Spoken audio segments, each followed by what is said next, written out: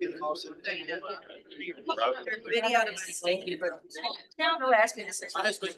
afternoon. I would like to call the meeting to order. Everyone, would you please stand? We have Mayor Gary Dameron from the city of Salem to do our pledge, and Judge Jack Whitfield will lead us in our invocation. Pledge allegiance to the flag of the United States of America, to the republic which stands one nation under God, indivisible, liberty and justice for all.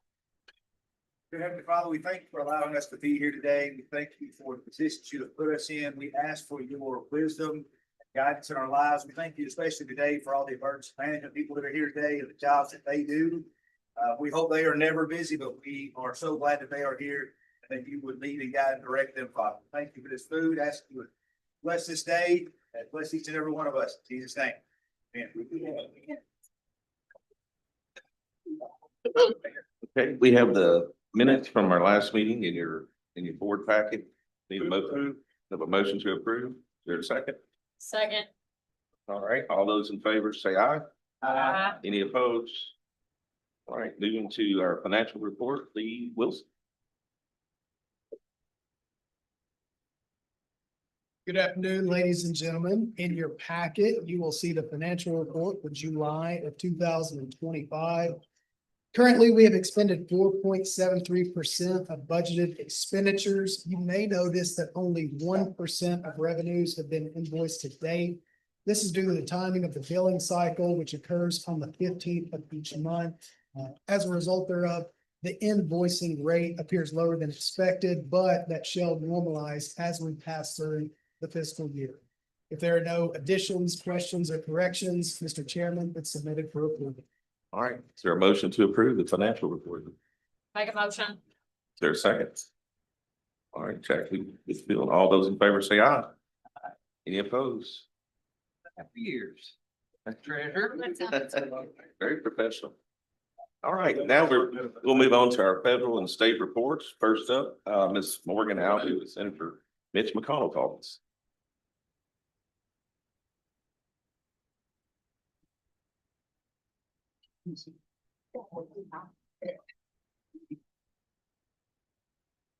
Good afternoon, everyone.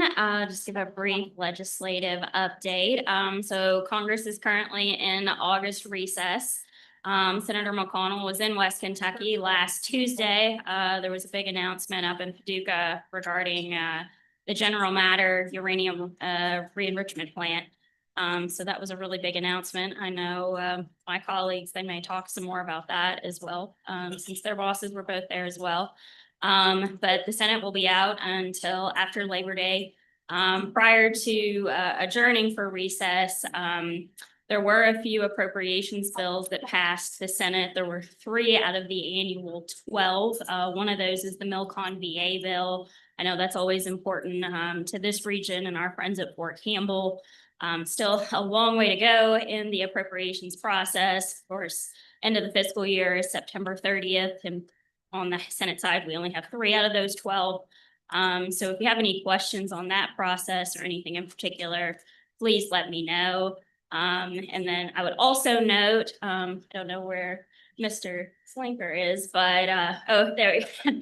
I will say that we were very excited to see that public assistance declaration come across stemming from the April flooding event that I believe I sent out to all the judges. I think every county in the Penny Ryle was included in that. So we're very appreciative of that. So as always, if you need anything, have any questions, don't hesitate to reach out. Thank you.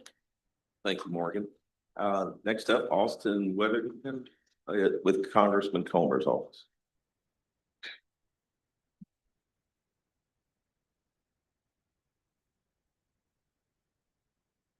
Good afternoon, everyone. It's always hard to follow up after Morgan. She does a great job. So, but just wanted to reiterate what she said about FEMA. We are very appreciative of that as well. And please let us know if any of the counties have any questions. We can be glad to help in any way we can. Congressman Comer is traveling the district for August recess. He'll be in the Penny Ryle area later this month, actually. But just if you all have any grants you all are applying for, as always, just let us know, keep us in the loop. We'd be glad to write letters of support or any casework, have any constituents that reach out needing inquiries with federal agencies. As always, give us a call. We'd love to inquire and see how we can help, but appreciate the opportunity to be here, of course, and appreciate the work the PeADD office does as well. Austin. Next up, we have Alex Caldwell and Martha James. Either one, or Alex, come on up with the governor's office.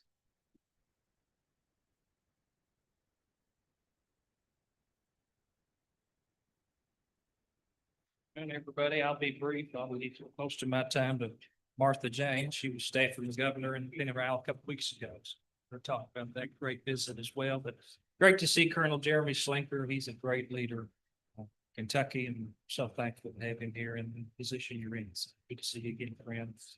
Coming up this week, the Governor's Local Issues Conference in Louisville. I know a lot of you all are registered. Look forward to seeing many of you there. Conference will kick off Wednesday with some association meetings in the morning that I know some of you all are going to. And then Lieutenant Governor Jackson Coleman will start the regular session about 1 p.m. Wednesday.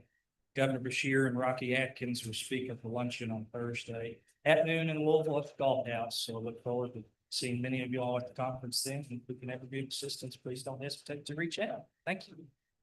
Thank you, Alex. Martha James.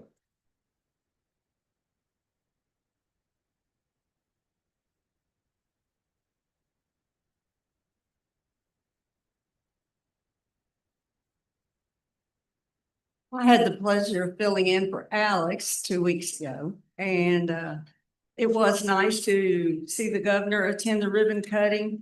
I mean, I'm sorry, the groundbreaking at E. Hoffman Packaging Company in Madisonville.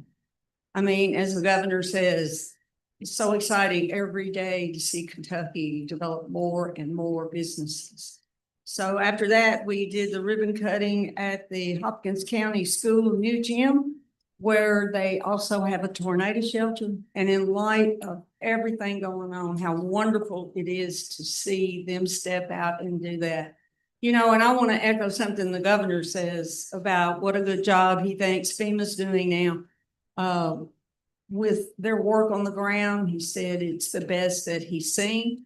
And he stepped up and said he would give that credit to our FEMA representation here in Kentucky and what President Trump is allowing to happen here, that they're doing a great job. So congratulations to the school for adding that tornado shelter. I was really excited to be able to speak at the road renaming, Mike Cherry Memorial Highway, part of 641 in Clinton County.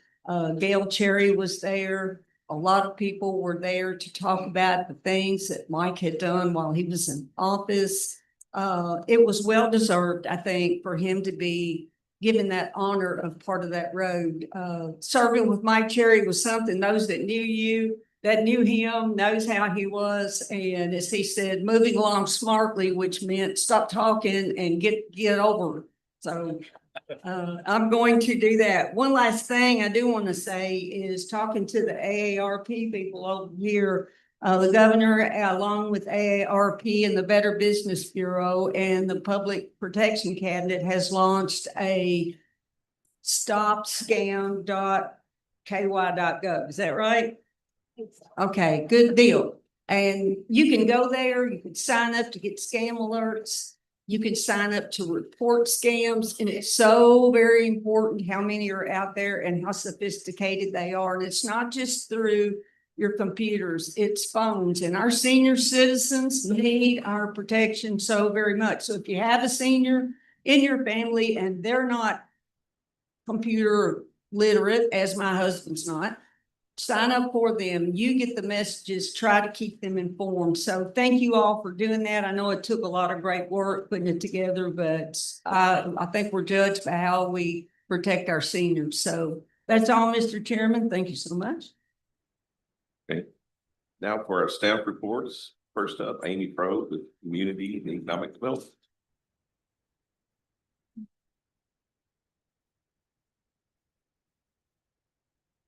Good afternoon. I'll try to be brief with my comments. In your all's packet, you should have a memo with the current funding opportunities. I just want to bring a few of those to your all's attention.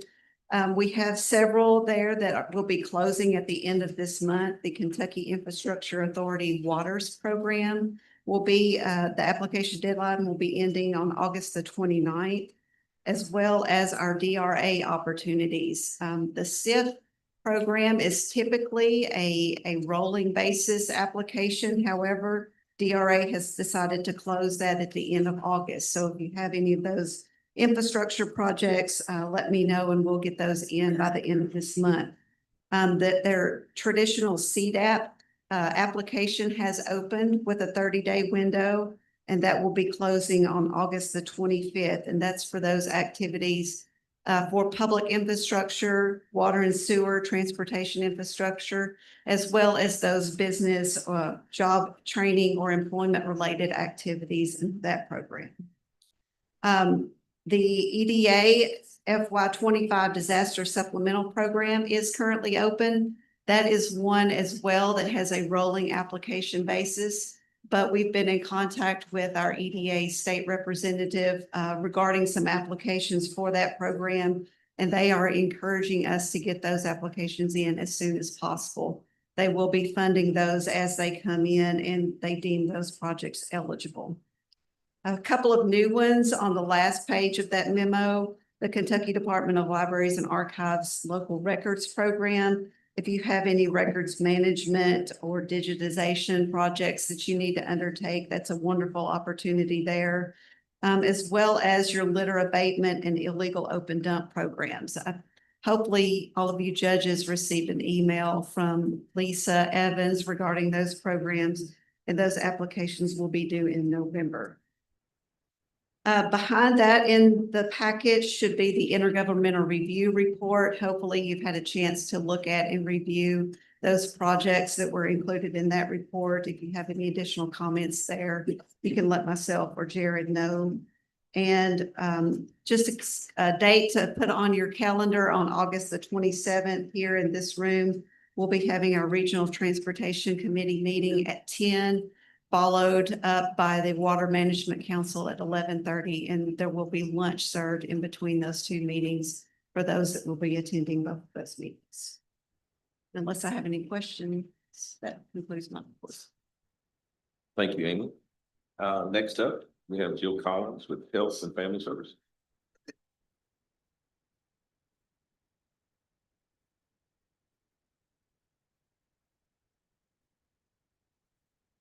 Good afternoon, everyone.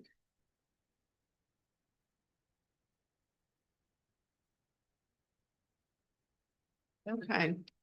I do have some guests with us today that I'm going to introduce first before I go into my update.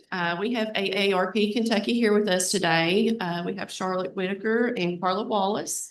And ladies, as you make your way on up, they're going to talk to us about the 90th anniversary of Social Security and the impact that that has in our area.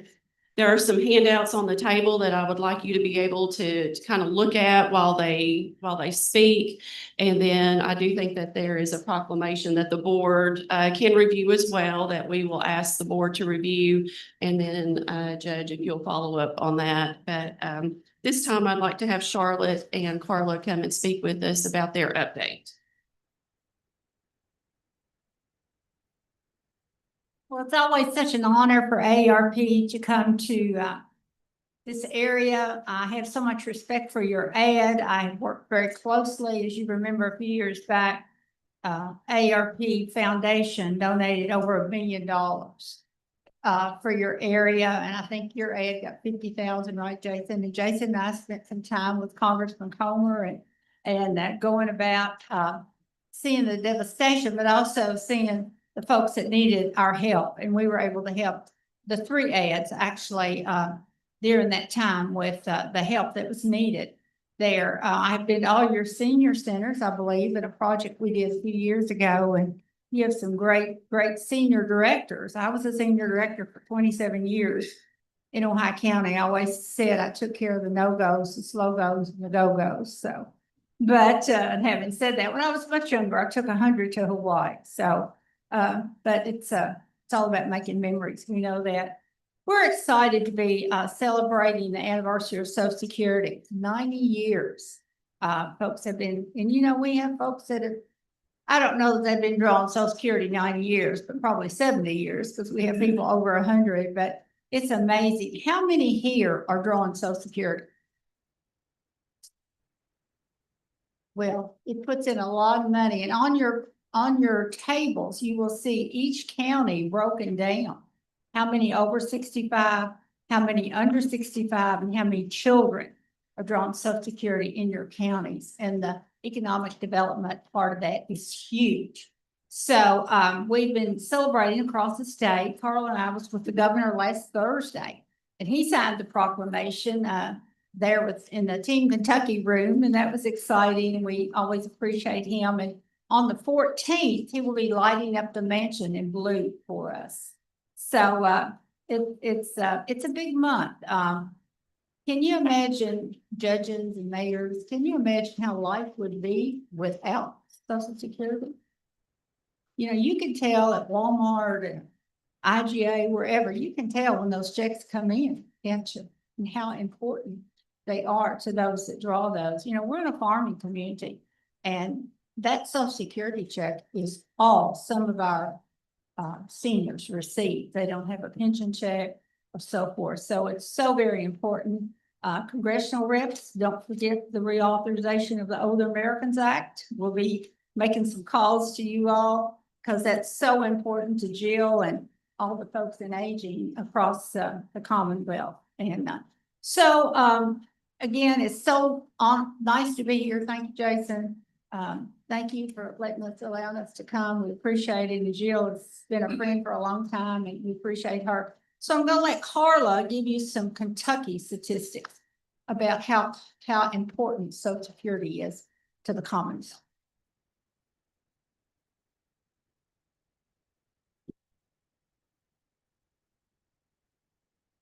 Thank you. I am Carla Wallace, excuse me, and I live in Hartford, Kentucky. And I'm really glad to be here, and thank you so much for inviting us.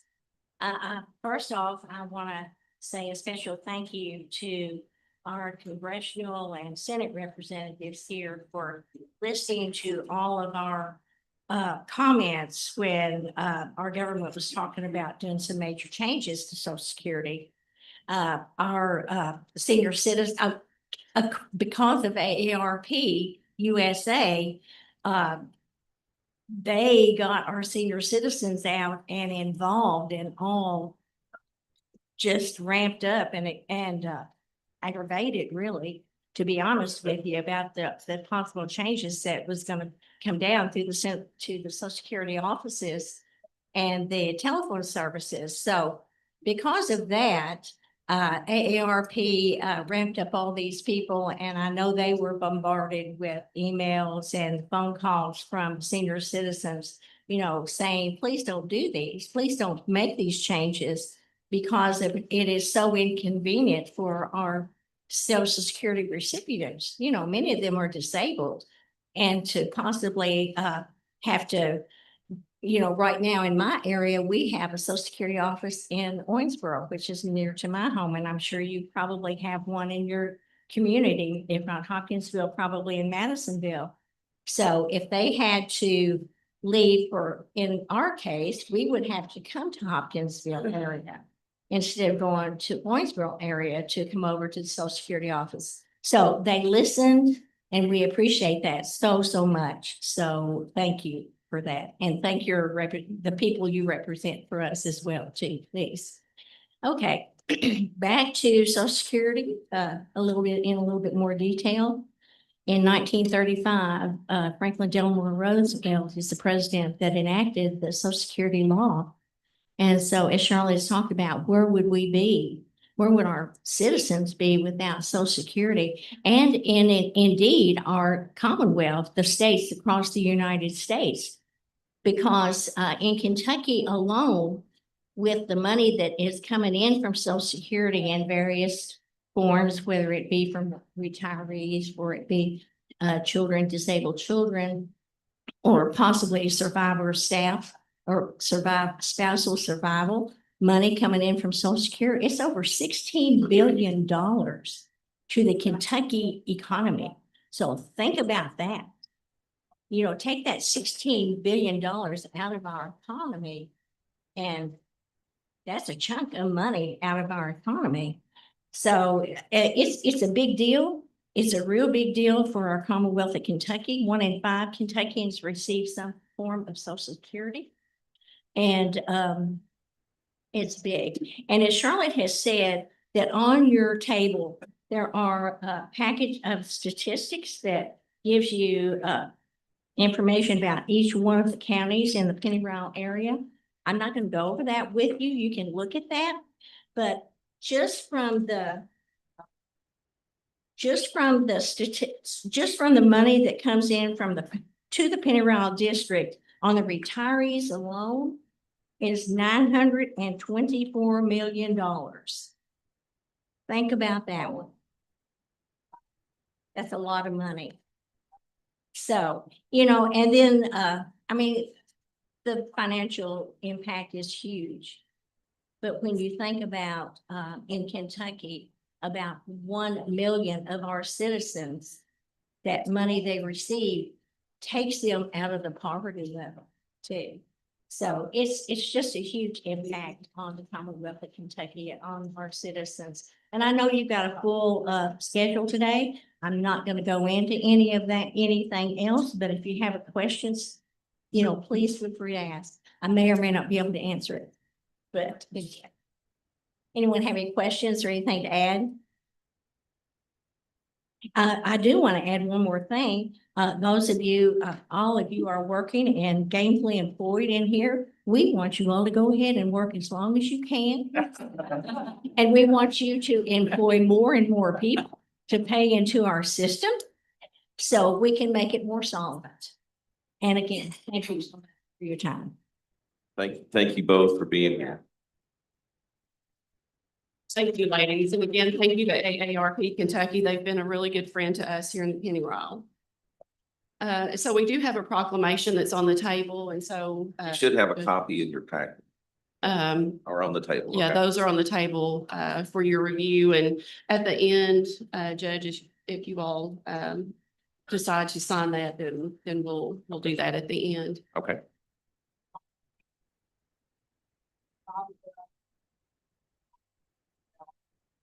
So last month, I talked a little bit, just very briefly about some of the reorganization that has taken place within the department.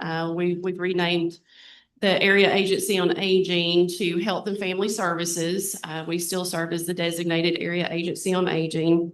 And so we've made some changes with our staffing and with some of our program coordinators. Didn't talk a lot about that last month, but I'm going to talk just a little bit about that today. And so within the Department for Health and Family Services, we've moved some staff around and assigned some additional duties to those staff members. I'm now the Director of Health and Family Services. And within the Health and Family Services Department, we have Amanda Stokes, who has been appointed as the Director of Aging and Independent Living. Amanda is in the back. Many of you know her. And Amanda will be overseeing basically all of our programs that flow through Older Americans Act and our State General Fund programs for aging individuals. So thank you, Amanda. We also have Peyton Kidd. I think Peyton's in here. Peyton has been with us for several years, and Peyton is now the Director of Long-Term Services and Supports, which includes our veteran-directed care programs and our Medicaid waiver programs, which include both the traditional and our participant-directed services model. Well, thank you, Peyton. Harley McCarty has been appointed as the Veteran-Directed Care Coordinator. Harley's been with us a little over 10 years. We moved her from the Home and Community-Based Waiver Program into Veteran-Directed Care, and she will be coordinating the day-to-day activities of our Veteran-Directed Care Program. Harley comes from a long line of military families and understands the complexities of working with our veterans and those families. We also have Jennifer Medeiros. Jennifer has been appointed as our Home and Community-Based Waiver Coordinator. She'll oversee the day-to-day activities of our Medicaid waiver program. Well, thank you, Jennifer. And then we also have Amanda Monroe. Amanda. She's been with us for a few years and she will be overseen as the in-home support coordinator. She will coordinate our home care and Title III and ESNP programs for the district. So thank you. So as you can see, we've moved a lot of staff around, rearranged some job duties as part of our reorganization. I did want to just kind of point out some budget trends that we've been looking at. We've had some significant growth in our department over the last few years, but I took this back. I asked Kayla, our finance staff member, to kind of take it back to 2004. Kind of started there because that's when I became involved with this department, working primarily with just Older Americans Act and home care programs. And so you can kind of see as we've moved along over the years, we've kind of had some ebbs and flow of our program and our budgets, but specifically here in the last few years, we've had some significant growth in our department. Some of those highlights that I want to point out, in 2005, that's when we brought in our home care case management into the area development district. We used to subcontract that out. 2006 is when we became a home and community-based waiver provider and began our Medicaid program. Back then it was called Consumer Directed Options, and we've seen a lot of changes over the year. 2016, we actually lost a program. We saw the social model adult daycares pull away and the funding for those ended. Also in 2016, we also saw the loss of the personal care attendant program here at our area development district that was pulled back into the Department for Aging and Independent Living at the time. 2006 through 2018, the Kentucky Caregiver Program started. That's the program that serves grandparents raising grandchildren. That funding was put on hold for several years and it was reinstated back in 2023. So we are back again serving grandparents raising grandchildren. That is a much needed program in our area. 2016, after about 3 years of preparation, we became an approved provider through the VA, through the Veterans Administration, and we began the Veteran Directed Care Program. We were the first in Kentucky as far as the area development districts to implement that program. 2017, we saw some additional expansion in Kentucky, but also in Tennessee. We were asked to step into Tennessee to oversee the Veteran Directed Care Program in that state. And that's what really became the catalyst for the growth of our Veteran Directed Care Program. In 2020, during COVID, we saw an influx of money that was provided for our nutrition program, and the governor's office made a commitment to provide meals to individuals 60 and over that needed a meal, and that commitment is still there. And so we did see a large expansion in our nutrition program. And then in 2024, we were named one of only 4 super hubs in the nation for the Veteran Directed Care Program. And that's when the major growth for our program started, both on the program side and on the financial management side as well. We're currently in 6 states with 11 medical centers that we have contracts with. So over those years, we've gone from a $2.6 million budget to a $31.6 million budget in this department. So we've seen significant growth, significant opportunity for clients in our area and surrounding states to receive services. And so with that growth, we've made a lot of internal reorganization with those staffing changes that I just spoke about. And August 1st was actually my 20 years that I was appointed as the director of this department. Started off as the aging planner for a few years, where I worked with contracts and monitoring and budgets. So we've seen a lot of changes and a lot of opportunity come our way over the last 20 years. And so with that, I would like to let the board know that I have announced my retirement. I will be retiring at the end of December. And so I'm excited about the opportunity that lies ahead for the staff that will be coming up behind us. And I think this is just the tip of the iceberg for the opportunities that are out there for not only the Area Agency on Aging, but for other parts of our agency as well, as we all work together to implement these programs. So thank you all, and I'll step aside and we'll have our next speaker. Thank you. Let's give Jill a big round. Jill does a wonderful job. She's gonna be definitely hard to replace. We do have this proclamation, 90 years Social Security. I'd like to entertain a motion to approve this proclamation by this board. Have a motion. Is there a second? Second. All those in favor say aye. Any opposed? All right, thank you. Now, we will move to the West Kentucky Workforce Board, Ms. Sheila Clark.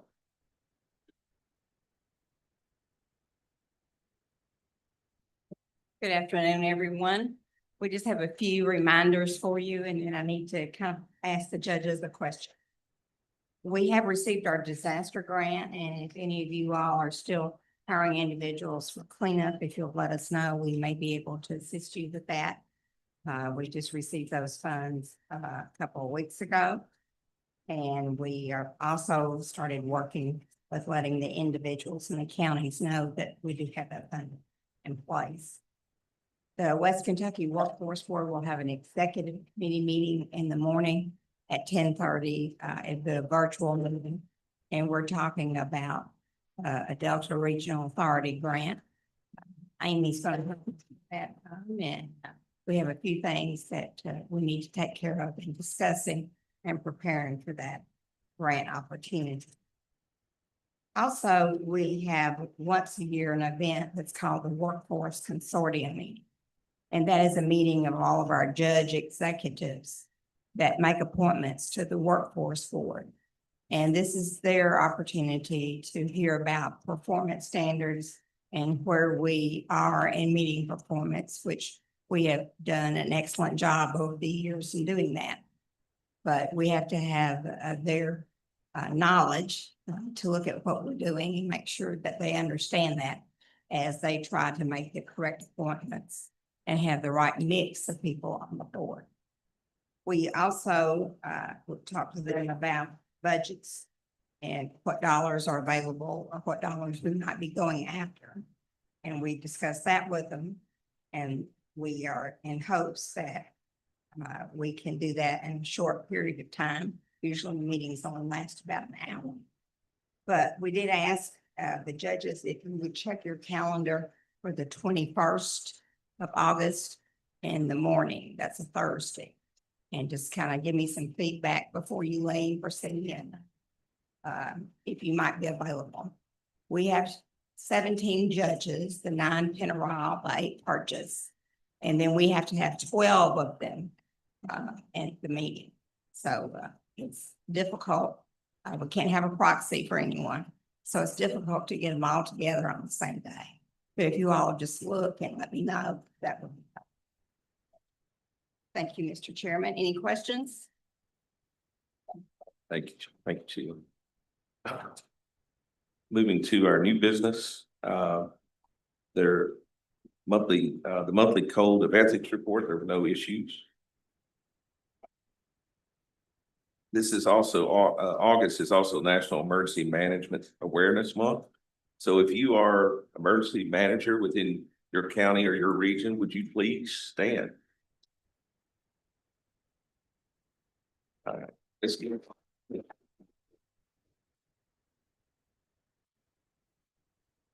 like to thank all of you for what you do. And I think we have a short video.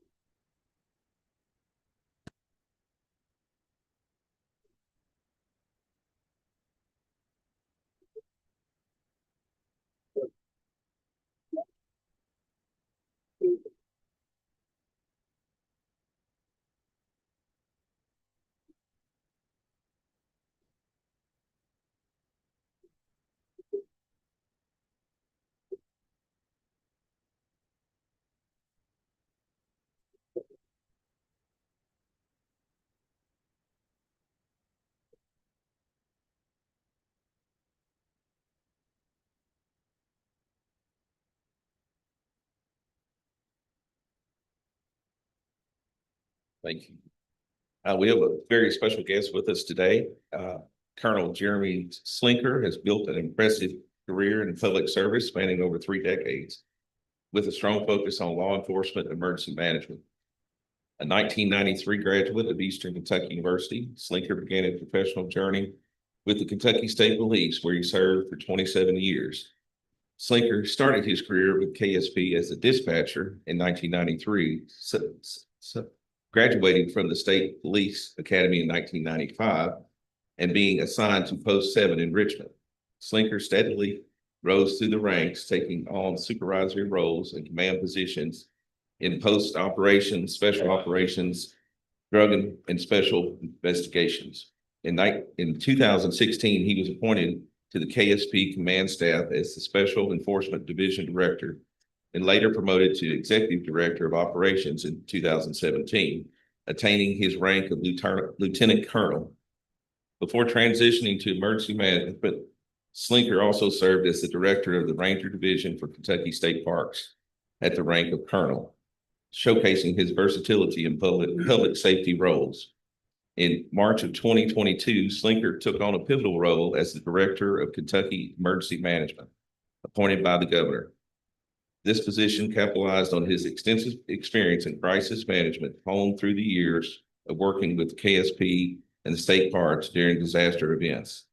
As Kentucky's Emergency Management Director, Slinker led the state through significant challenges, including tornadoes, floods, extreme weather events, earning praise for his commitment to a safe and prepared Kentucky.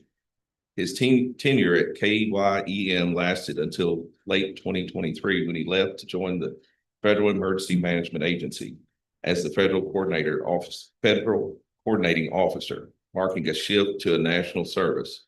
A Richmond, Kentucky resident, Slinker's career reflects a steadfast dedication to protecting and serving the Commonwealth and the nation, grounded in his deep-rooted ties to this region. Please help me welcome Colonel Jeremy Slinker.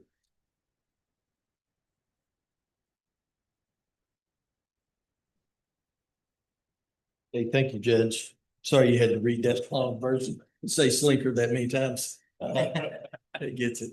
Hey, I'll just start out just to say thanks to Jamie Embry for and the Penny Rao ad for the invitation. It's not every day that a FEMA person gets to work in their home state. Actually, it's fairly rare. And getting the opportunity to come home, but then getting a day out today and just come talk with you is a treat for me. So one, thank you for that personally, but also I really appreciate that the Penny Rao ad and Kentucky and the local officials, and of course, we're going to make sure we talk about our emergency managers in the room as well, are gathering together to talk about how we're going to deal with these things in the future, how we're going to be better and be better prepared and keep working. Because being better doesn't mean you're bad. It just means you're trying to get better. And if you, and I've always said, if you're not getting better, you're getting worse. And I think I've got a few KSP colleagues in here that's probably maybe heard me say that before. So I thank them as well. It's good to see KSP reaching out in the leadership roles as well and leading the communities and offices as well. So thank you all for having me. One thing I'll mention, You know, he said, I live in Richmond now, still live in Richmond.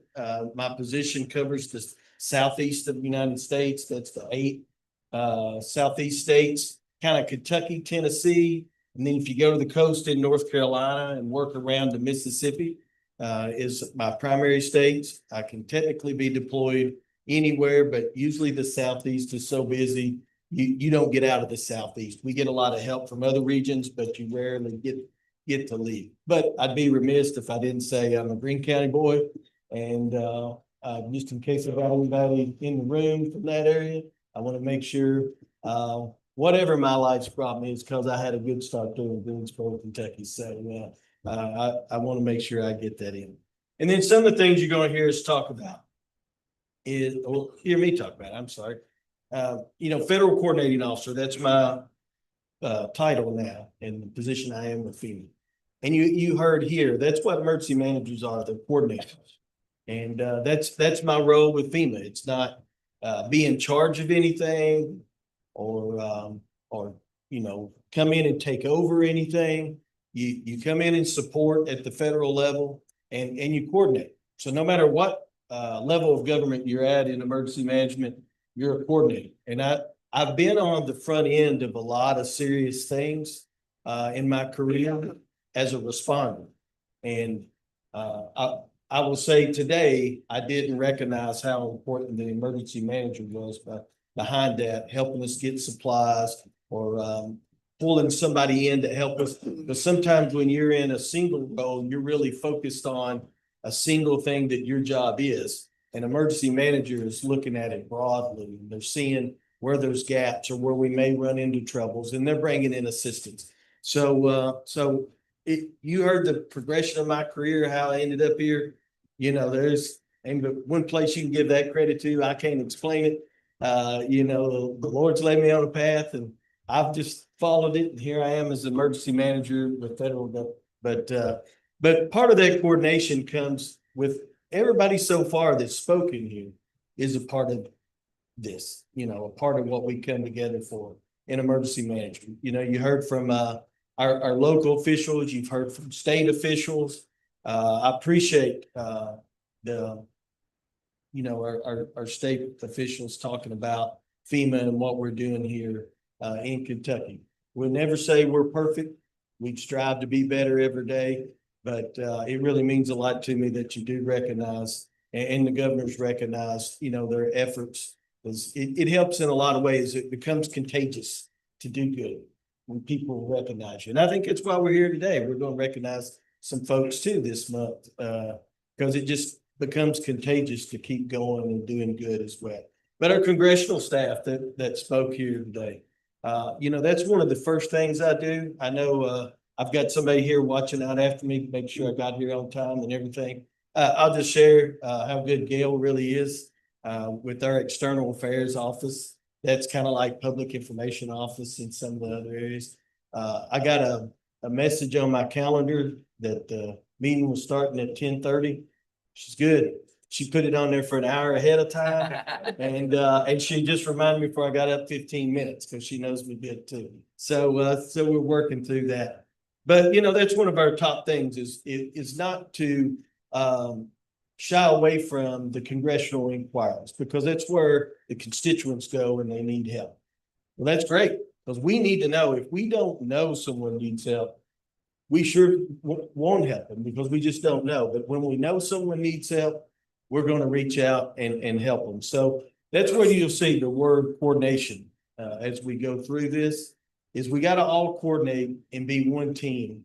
And that's what emergency management is. You know, I don't want to speak for my favorite place in the world, Kentucky Emergency Management, but I know one of their logos is team of teams because it's all kinds of teams come together on a very bad day and you become one team and you start making things better, one little thing at a time.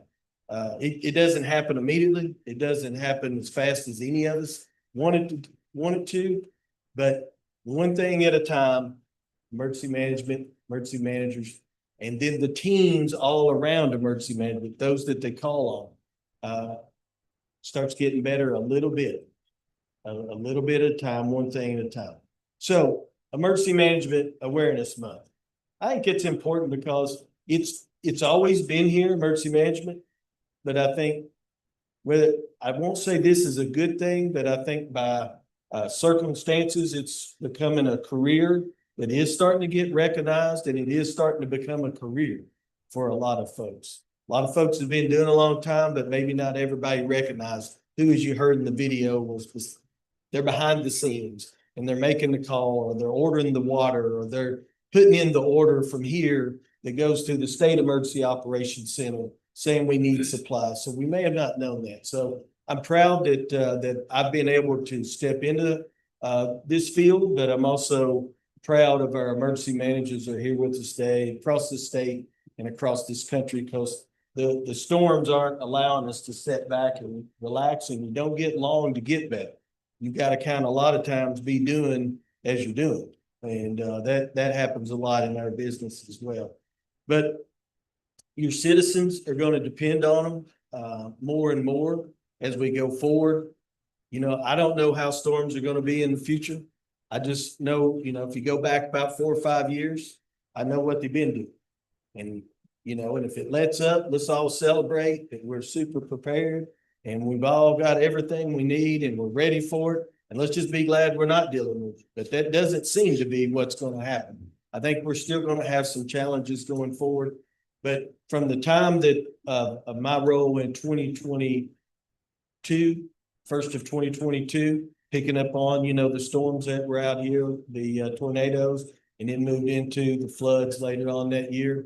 And to hear as you know, many in this room is bragged on FEMA and how they've been better. I want to brag on Kentucky and the Kentucky emergency managers and all those responding, and local officials, how you've been better, because I've been there. I was there, and then also been here, and it's just been different. We've all come together.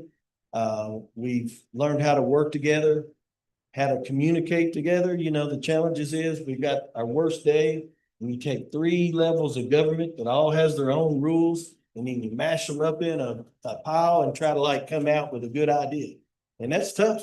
It's hard to do that. And it's hard to understand everybody's policies, and everybody's procedures and processes. You know, we've heard that from a couple of people here talk about processes. And of course, when you get to federal level, you know, you got some processes that we got to work through.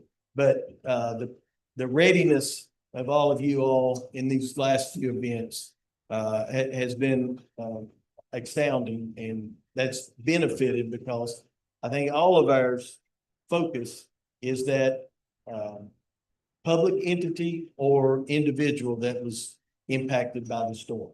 That's where we're focused. It's not about us, what level of government's doing what, who gets credit and all that. It's all about focusing in on that. And I've witnessed that in the last few months here in Kentucky as well.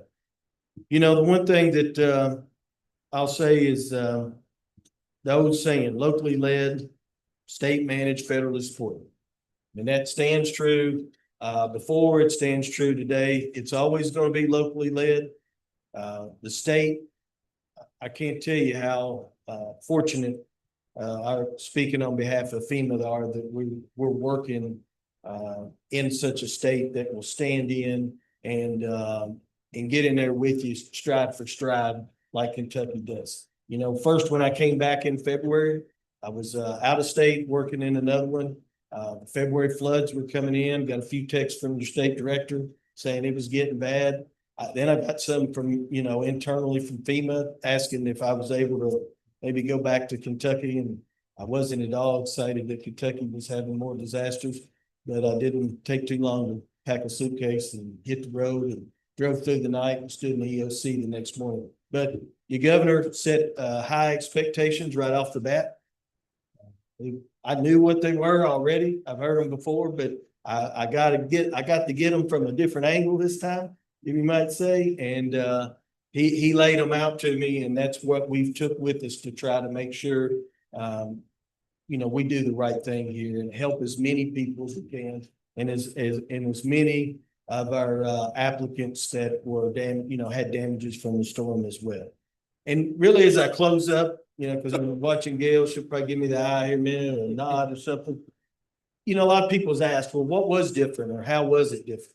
And something that I have to say Director Gibson leading the way, but some of the folks sitting at the tables out here in front of me as well, we've really focused on being one team. And it wasn't, we're gonna have to fight FEMA for this, or we're gonna have to go get the state to do this. It's really been about let all that go and let's focus on who needs help.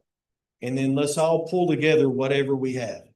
And being out and open and transparent with each other. And sometimes the conversations are tough. They're not easy ones. And I promise you, you all got people that advocate for you strong, very strong. But when you sit down and you be transparent, what you can do, what you can't do, who has what, it's really come out to be the one team has been probably the overarching way that we've been able to help as many people as we can. I say that not to say that there's not someone out there that still needs help. And as I mentioned before, when we know about things, that's another way that we've tried to stay on top of things. And we depend on a lot of that from the local level because that's where it starts. When we hear about someone needing help, we get on it quick. We don't let it fester. We don't let it wait around. We'll call and talk. Did you see that news story? Or I'm hearing out in such and such county, we've got some folks that aren't getting what they need. And then we immediately start throwing things at it at the local, state, and federal level until we meet those needs. So again, one team probably sums all that up. And, we try to get better every day. We're not perfect, but we try to get better every day. And I'll close. I think this flag behind me says what it gives us a good path forward. United we stand, divided we fall. And we follow the motto here in Kentucky, and I think we'll be all right to get through all this storms together. Appreciate it. Thank you. Thank you.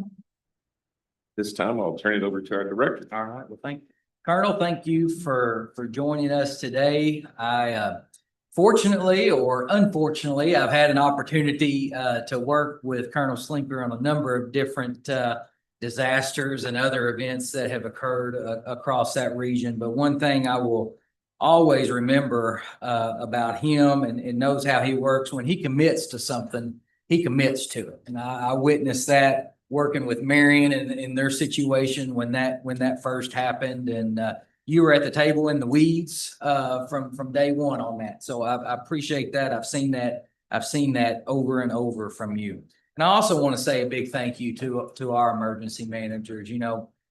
I think at this moment in time, I get to see most weeks, at least once a week, when I drive into the office, I'll see our parking lot full of emergency management vehicles. And I don't know if that happens in other regions as much as it does. Randy, you probably tell me, but what I see, the collaboration that goes on between our emergency managers and their desire to be there and be ready, and then to help each other out when things happen in other counties. So I just want to say a word of thanks to all of our emergency managers for what they do, how they help us be prepared for that next disaster. So thank you all, and thank you for being with us here today. Charlotte, thank you for being with us, and folks from AARP. Charlotte, I tell you, as soon as we had those tornadoes came through, Jill came to me and said, AARP has reached out. They want to help us. And I tell you what, it's so nice when you have people that reach out immediately wanting to help, and appreciate the friendship you've been to us here at the PeADD. Now, Jill, I'm not going to say a whole lot because we've got several months. We've got a few months, hopefully. We've got a few months to say more about your little announcement that you just made. But I do want to thank her in front of this entire group. She's been a leader in the aging programs, not only here in our region, but at the state level, in the Southeast, and at the federal level. I can't name the number of boards positions that she's had across the country because everybody knows the leadership that Jill provides. And I know when I started as executive director, it's already been 11 years at this point, but when I started back then, I didn't know a thing about our aging programs. But you know what? It didn't matter because I had the best aging director in the state to lean on. And it really made my transition a lot easier into my role. But we're gonna miss Jill, and Jill's got some big shoes to fill, and but she has promised me she's not gonna go far, and she's always gonna answer her phone when we do. For a few months, maybe. No, but thank you, Jill. Let's give her another round.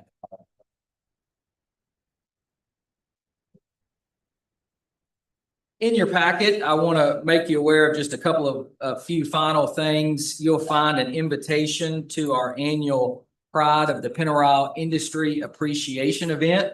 We're bringing it back this year. We took a little hiatus last year from doing this, but after numerous phone calls and questions being asked, we thought, hey, let's do it again.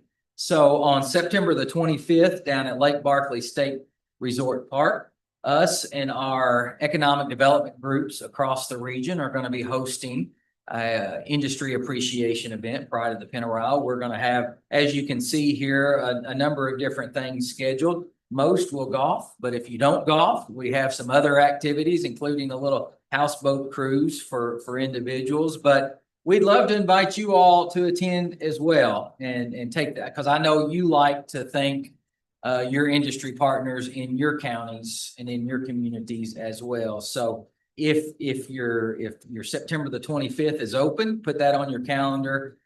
You can either RSVP on the link that's on this form, or you can let Melissa know, and we can get you RSVP for that event. So hopefully you can join us for that event. Also wanted to just mention local issues. I know that's already been talked about, but we'll be up there along with many of you. If you are going to be there Wednesday morning, if you're going up tomorrow night and going to be there Wednesday, I did just want to let you know that the Kentucky Council of Area Development Districts will be meeting at 10:30. I don't have the room name right in front of me, but it'll be on that second floor there in the Galt House conference area. But 10:30 a.m. Representative Mr. Chairman Jason Petrie will be the guest speaker for our meeting and talking about the upcoming legislative session and things of that sort. So it'll probably be interesting to hear what he has to say about the upcoming session. So join us at 10:30 if you're up there for that meeting. Next month, we'll be meeting right here in this room for our normally scheduled meeting date. We will have individuals from the Pre-K for All initiative.